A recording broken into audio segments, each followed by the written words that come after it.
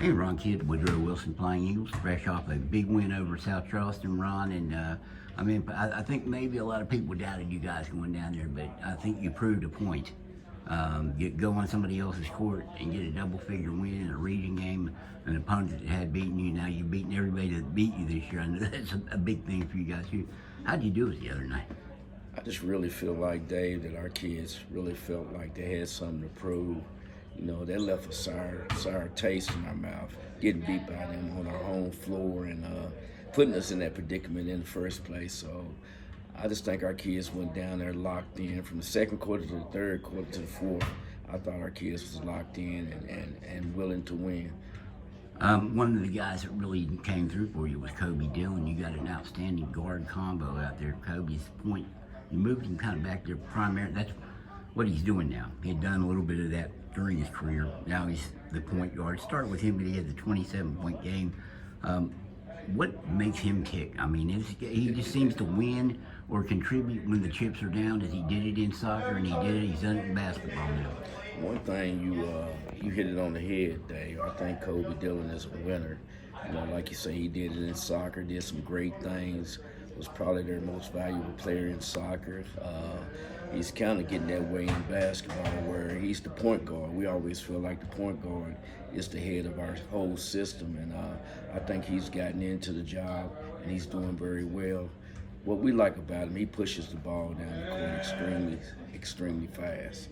Well, that's one of the things that's dated you too. Maybe people don't talk enough about that, your ability to get out, especially after a missed shot.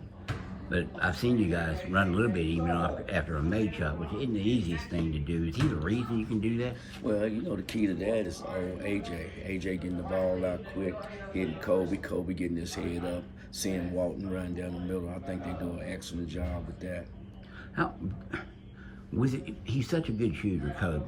Was it hard to move him off a point where, I think he's had 83s last year, some really high number. Obviously, down because he's playing. Was it hard to move him from that offensive position where you knew you could count on him for buckets when you need him? Yeah, it was hard for me because I know shooting guard. You know, like you said, he had all those threes last year.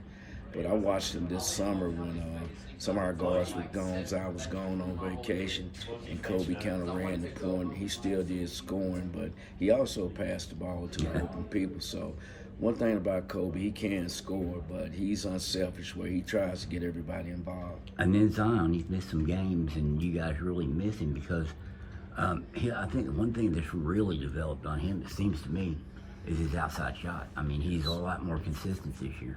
Well, it kind of frees Zion up. Zion can run our point too. From the position he in, I don't think people realize we really got 2 point guards on the floor, and even Clary can run point guard, and AJ can run point guard. So everybody can handle the ball. Everybody can handle the ball, so we feel pretty good. But for Zion, I think that opens Zion up to be a slasher. He can shoot the three. I think that's made his whole game a whole lot better. He seems to resemble more the player like Redfern was for you last year. Is that safe to say, in that he can run the point, but he can also slash and get to the basket now, and now has a bit of a three-point shot too. If you think about it, it was 2 or 3 big plays down there that Zai took him to the basket and got a layup. Then one time he went in and shot right over their heads. Zai is longer than what people think. Once he rises up, it's hard to block his shot. What do you think that those two, and they're veterans for you, they've been 3-year starts, what do those two do so well together, Zai and Kobe? I think they find each other very well. Zai made a big play. Basketball people, if you could have made it down there, Dave, you would have said that was a big play. When we needed a three, Zai came down with the ball.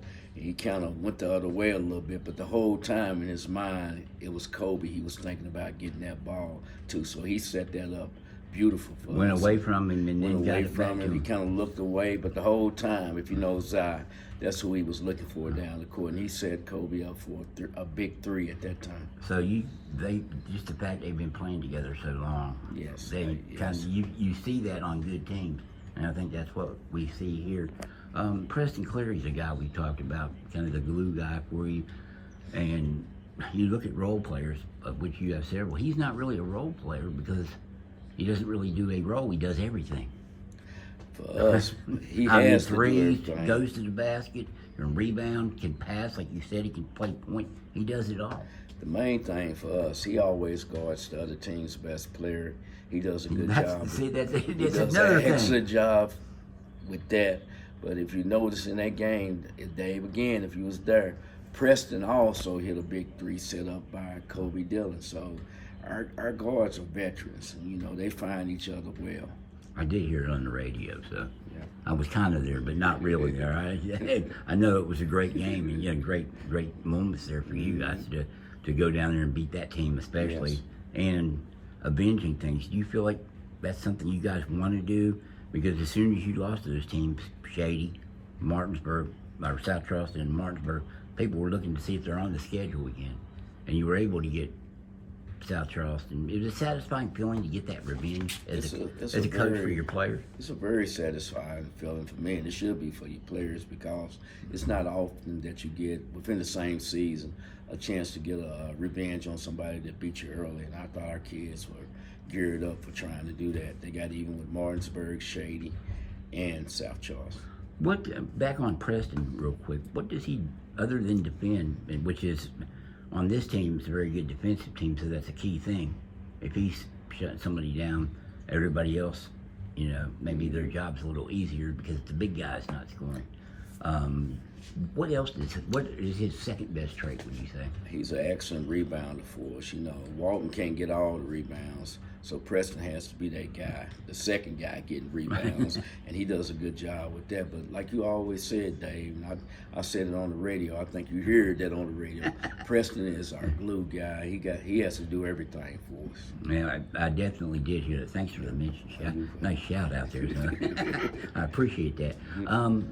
Then you got A.J. Thomas, or that he's got. Maybe won't score.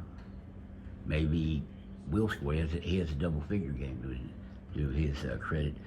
He seems like another guy that's kind of that guy, kind of an unsung guy.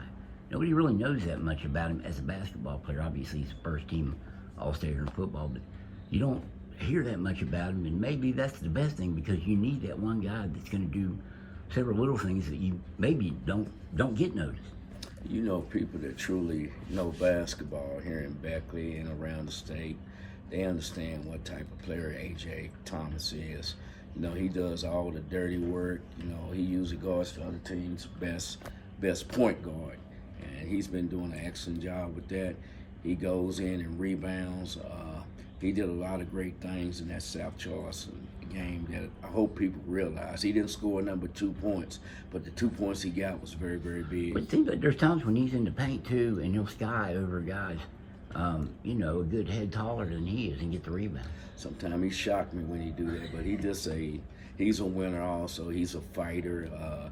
He just want to do whatever it takes for us to win. Is he a guy that you kind of respect what he does? Because, speaking for myself too, we're all shorter guys in this room right now.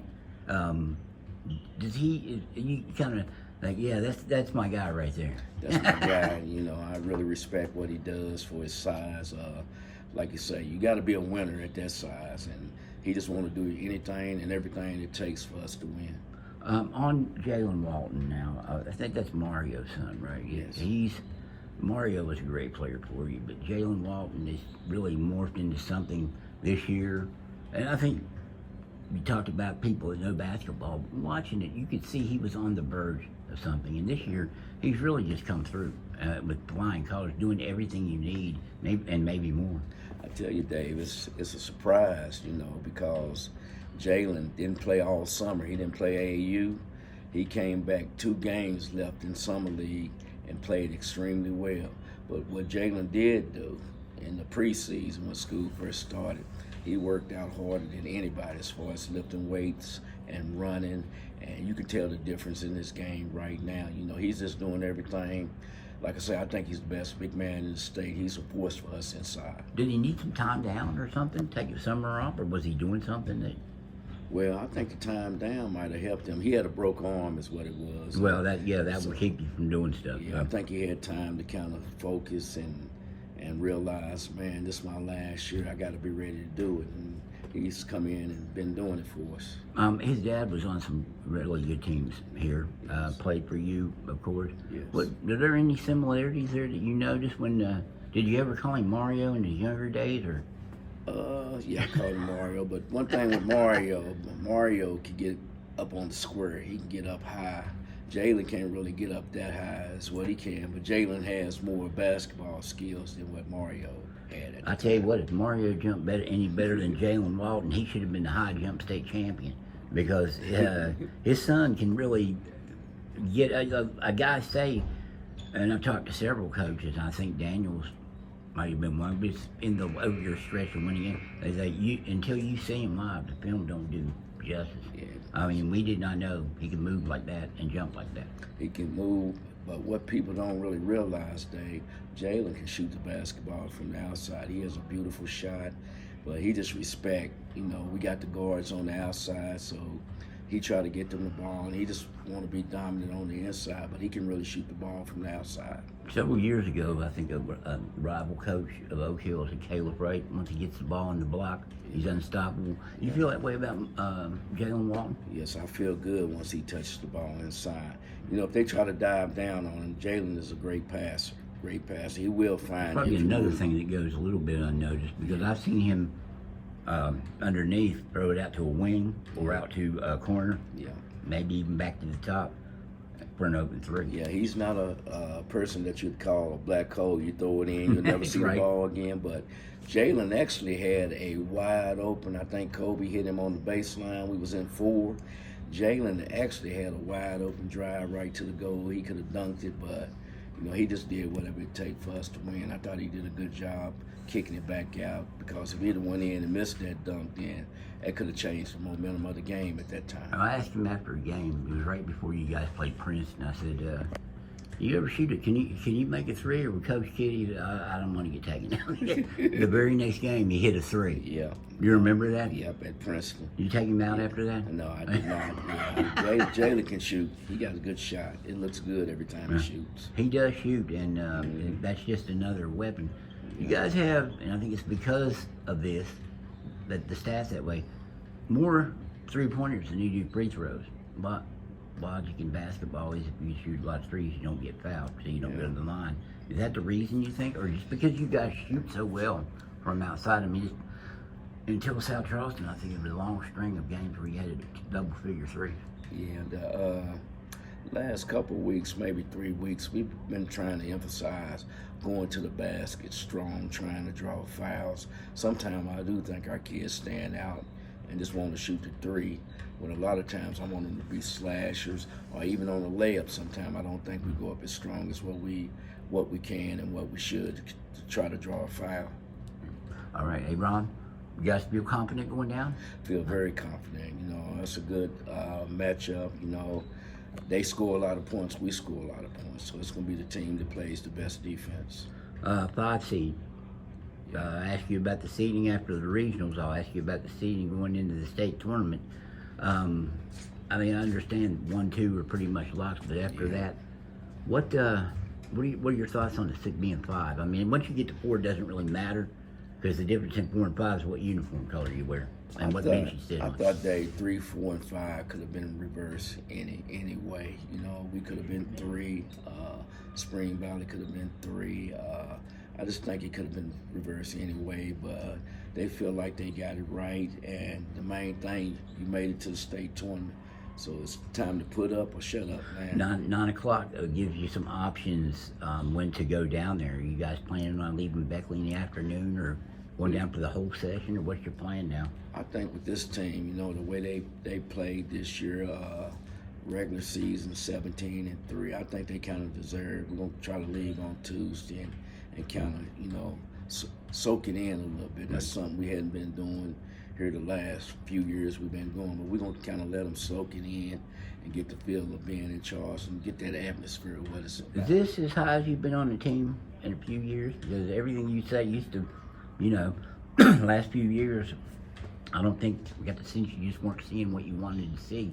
This year, I don't have that sense anymore. This team, I feel like, and people probably tell you around Beckley, it's like an old Beckley team that that's been here in the past. You know, they get the ball out and run. They play hard-nosed defense.